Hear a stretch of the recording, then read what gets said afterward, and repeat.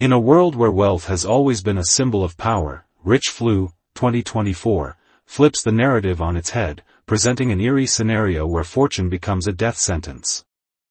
Directed by Galder Gaztelu Urrutia, the mind behind the platform, 2019, this Spanish-Chilean thriller takes a bold dive into societal collapse, human greed, and the desperation that ensues when survival no longer depends on financial security but rather on shedding it as quickly as possible. Set against a tense and increasingly chaotic backdrop, Rich Flu follows a terrifying pandemic that exclusively targets the world's wealthiest individuals. At first, the disease claims billionaires, leaving the financial elite in shock. However, as it creeps down the economic ladder, even millionaires and upper-middle-class citizens find themselves in danger.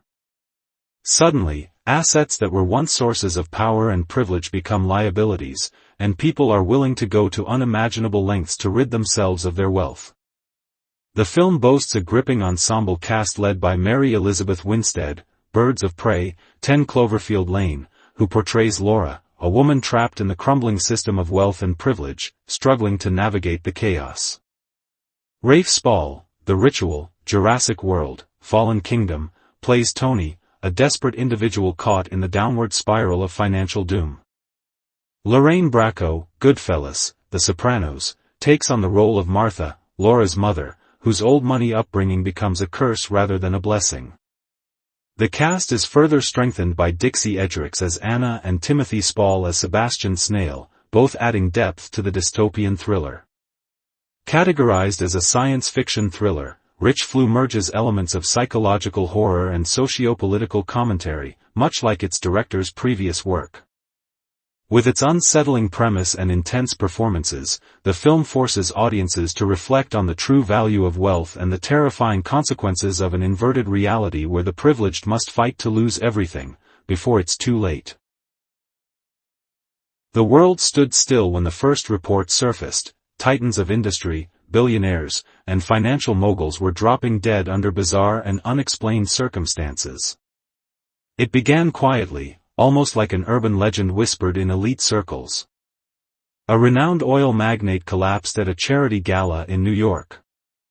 A tech billionaire was found lifeless in his penthouse, his body showing no signs of struggle or external harm. At first, authorities dismissed these deaths as isolated incidents, stress-related strokes, sudden heart attacks. But as the fatalities mounted, a chilling pattern emerged: only the ultra-wealthy were dying. Scientists scrambled to understand what was happening, but the disease had no precedent in medical history. Victims exhibited no typical symptoms: no fever, no rash, no respiratory failure. Their hearts simply stopped, as if the weight of their wealth had become too much to bear. Autopsies revealed no viral or bacterial agents, no poison, no detectable cause of death. Yet, the mortality rate was absolute. Once infected, death was inevitable. Rumors spread like wildfire. Was it an act of bioterrorism aimed at dismantling the ruling class? A divine reckoning against capitalism? Or was it something far stranger, a phenomenon that defied science and logic? Governments, desperate to contain the crisis, imposed media blackouts, but leaks flooded social platforms. Fear festered among the elite. If money couldn't buy protection, what could? It wasn't long before the true horror set in. The disease didn't discriminate based on health, age, or lifestyle. It was wealth itself that marked a person for death. The more money and assets you had, the higher your chances of contracting the mysterious illness.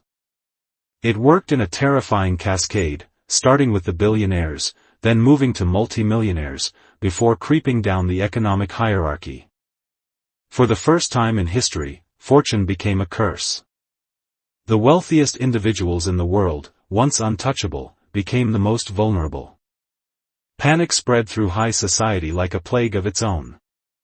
The stock markets crashed as CEOs abandoned their positions, desperately trying to rid themselves of their fortunes. Mansions were abandoned overnight.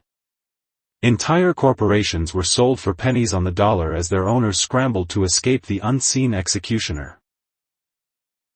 A chilling new reality took hold: money was now a death sentence. Bank accounts were drained in a frenzy. Offshore accounts were erased. Luxury possessions were tossed into the streets like trash.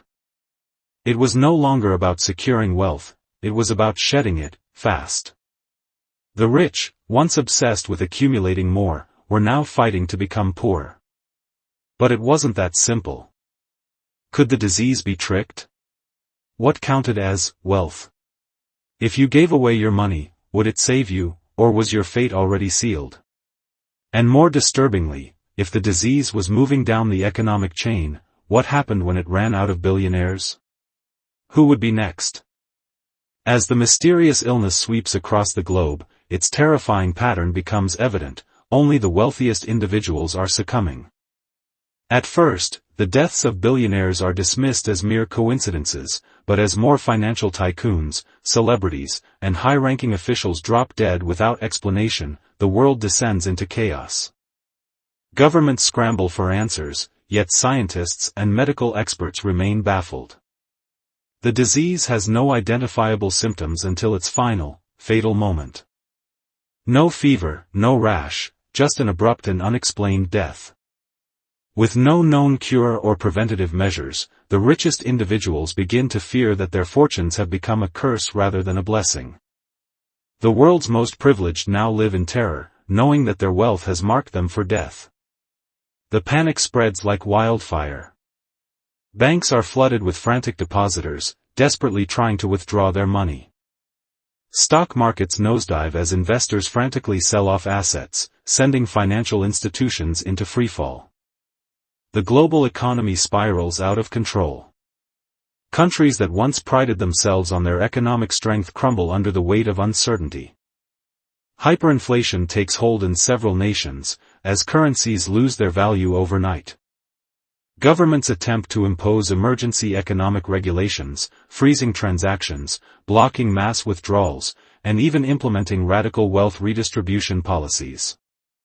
Yet, nothing quells the hysteria. Businesses collapse. Employees abandon their posts, fearing that even association with the wealthy might put them at risk. The once unshakable confidence in economic stability has evaporated, leaving an unsettling void in its wake. Even the powerful political elite, once protected by their status, find themselves vulnerable. World leaders and high-ranking officials resign in droves, unwilling to remain in positions of influence if it means courting death. Chaos erupts in major cities, riots, looting, and acts of desperate rebellion become commonplace. The world that once revolved around wealth is now consumed by the fear of it. The wealthiest individuals, now marked for death, take drastic and often absurd measures to rid themselves of their fortunes. Some attempt to donate everything to charities overnight, believing that shedding their wealth will save their lives. Others take a more reckless approach, burning cash, dumping gold into the ocean, or auctioning off their entire estates for mere pennies. Art collectors set fire to priceless paintings, fearing that their possession alone could be fatal. Heirs of billion-dollar empires renounce their inheritances, begging to be declared penniless. Black markets explode with activity as desperate tycoons offer their fortunes to anyone willing to take them. Yet, as more people abandon their wealth, the disease seemingly shifts its focus downward, creeping towards the once middle class, now wealthy individuals who had inherited or gained the discarded fortunes. A sinister realization dawns: there is no escape. The disease does not target static wealth but rather the concept of privilege itself. Those who once envied the rich now fear becoming them. The world is left in a state of absolute uncertainty. Society has been irreversibly reshaped, and the very foundation of power and success has become a death sentence. Laura's world collapsed the moment she realized that wealth was no longer a shield but a curse. The headlines had been warning of a mysterious affliction, one that exclusively targeted the ultra-rich. At first, it seemed like a bizarre coincidence: powerful business tycoons, heirs to vast fortunes, and oil magnates dropping dead without any known cause. But when even minor millionaires started falling victim, society erupted into chaos. Laura had built her life on security. Every step she took was calculated, every investment a move toward absolute financial stability. But now, her fortune painted a target on her back. The first wave of paranoia spread when billionaires worldwide attempted to liquidate their assets, desperate to sever themselves from the disease's invisible grasp. Yet the affliction seemed to follow the money, creeping downward like a ruthless predator. The closer it came, the more Laura's certainty shattered. Tony, her longtime business partner and confidant, had always been the rational one. He dismissed the mass hysteria as overblown media panic, a tool to destabilize the elite. But when his own acquaintances, people he dined with, shared boardrooms with, began dying, he wasn't so sure anymore. His attempts to transfer his wealth offshore failed as governments blocked transactions, fearing the spread. Then, he started feeling feverish. The ache in his bones, the shortness of breath, it was happening. And no amount of power or influence could halt its grip. As Laura watched Tony deteriorate, she faced an unbearable choice: abandon him or stay and risk succumbing herself. They had been partners through market crashes and corporate wars, but this wasn't something they could negotiate their way out of. His condition worsened until he barely had the strength to speak. "Get rid of it all," he whispered one night, his hand trembling. "Before it takes you too." But where could she go? How could she erase the one thing she had spent her entire life accumulating? Attempts to donate her fortune were met with rejections. Charities feared it would make them the next victims. The stock markets had plummeted, leaving businesses worthless. Society itself had twisted into something unrecognizable. The once powerful fought like scavengers to become ordinary again. Martha, Laura's mother, had always taught her that success meant never having to struggle. Now, as they huddled in a dimly lit shelter, she could barely recognize the woman she raised. The polished, commanding presence of Laura was gone, replaced by a frantic survivor shedding her identity like an unwanted skin. Martha refused to let go of the illusion that they could ride this out, convinced that a cure would come. "We just need to wait," she insisted. But time was not a currency they could trade. Meanwhile, Sebastian Snail, a former media mogul and a man once feared in financial circles, had lost everything. He was among the first to witness the horror up close, his empire crumbling overnight. He had tried every escape, hiding in remote locations, bribing officials, even staging his own disappearance. None of it mattered. His former friends had either died or vanished, and his name had become a relic of a bygone era.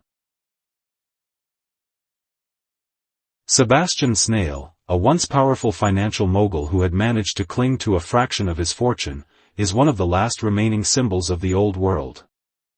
Isolated in a self-sufficient compound, he watches as the disease reaches its final victims.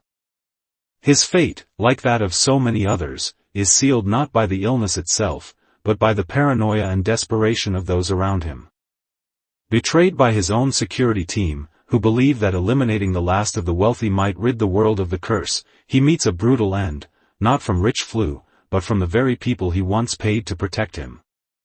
In the film's final moments, Laura, who had managed to survive by shedding her wealth early on, stands amidst a world forever changed. The concept of money has become meaningless, and those who remain must now build a new society from the ashes. But as she looks around, a haunting realization sets in: the disease never actually had a scientific explanation.